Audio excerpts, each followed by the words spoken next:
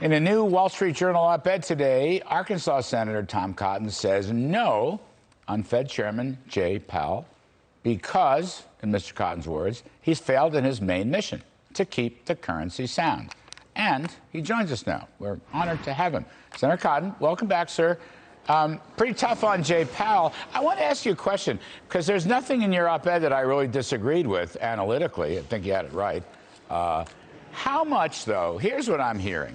Climate change and diversity and equity are the new buzzwords inside the halls of the Federal Reserve. Not fighting inflation, not stabilizing the dollar.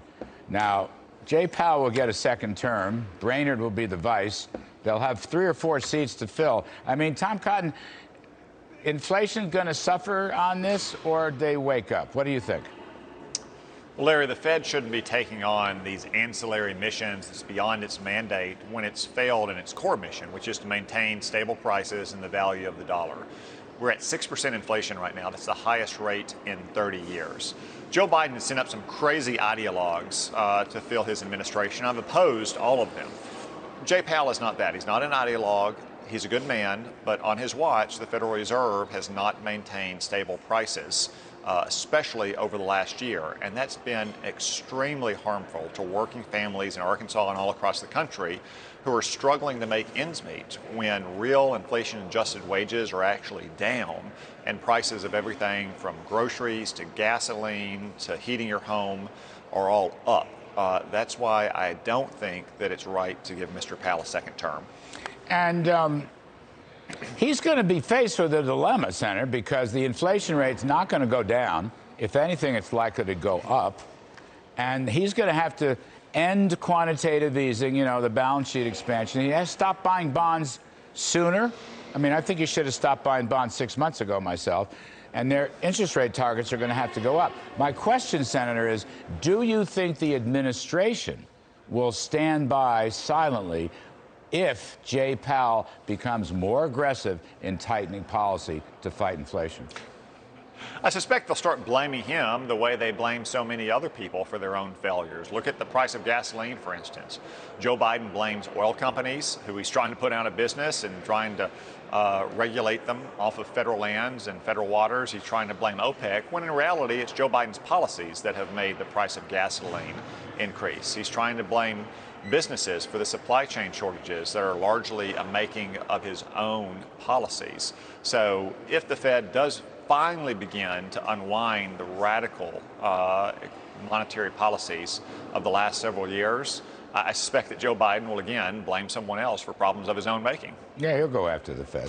Presidents love to go after the Fed. He'll go after Powell. I don't think he was in love with Powell in the first place, Mr. Cotton, but that's just my own speculation. By the way, I'm surprised because you said Jay Powell's a good guy. I know him quite well. I had lunch with him constantly while I was in office. But what surprised me was the Fed's been running an emergency policy long after the emergency of the pandemic and the economy is over. In other words, we didn't need the $2 trillion fiscal spending package last winter. We didn't need the Fed pump priming. I mean, they all missed the boat. The emergency was over. The economy was booming. Yeah, and Larry, some of this emergency policy goes well before the pandemic of early last spring. It was one thing to take unprecedented action on both fiscal and monetary policy during an unprecedented once-in-a-century pandemic.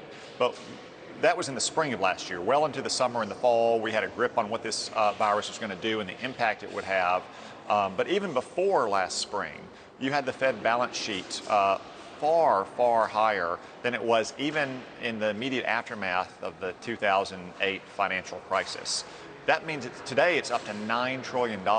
It never got, or it barely got past $2 trillion in the financial crisis. Now, a lot of that we can lay at the feet of Ben Bernanke and Janet Yellen, but those emergency measures, as you say, continued more than a decade after the so-called emergency had ended.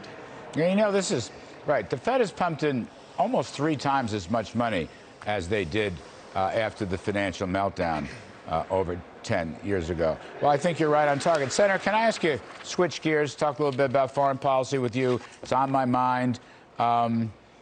Republicans are, I think, rebelling is a safe way to put it with respect to this continuing resolution and other matters. So let me just put this to you.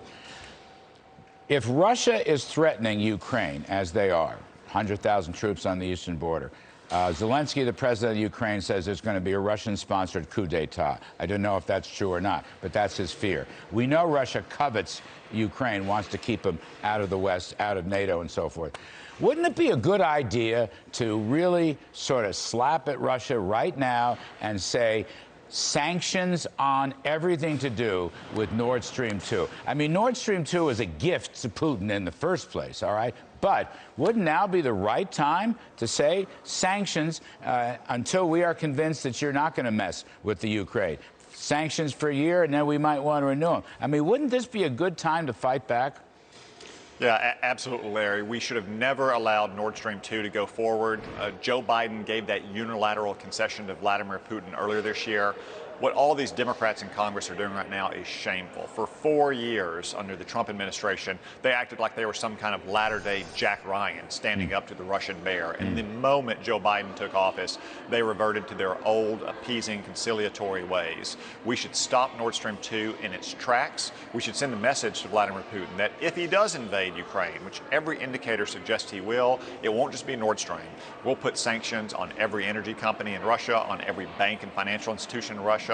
We'll cut them off from the international banking system as well. That's the message that President Biden should be sending if he wants to deter an invasion from happening in the first place. You know, those were basically the Trump policies, that we put sanctions on everybody and stop the darn thing until Biden give it away. But now we can fight back with new sanctions. I don't know. I don't understand their policy. Last one, Senator, regarding the big monstrosity of social spending and taxing and whatnot.